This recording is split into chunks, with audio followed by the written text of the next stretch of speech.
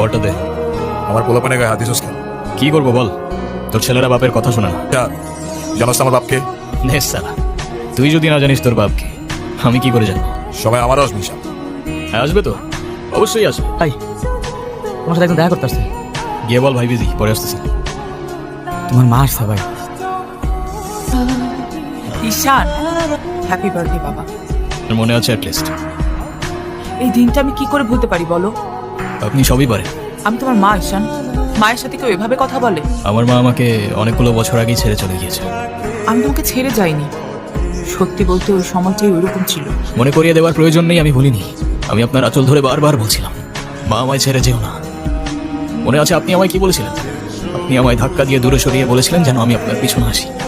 তারপর আমি তো কখনো আসিনি, তো আপনি কেন বারবার চলে আসেন? আমার আর কোনো ইমোশনস কাজ করে না। আই হোপ আপনি বুঝতে পারবেন।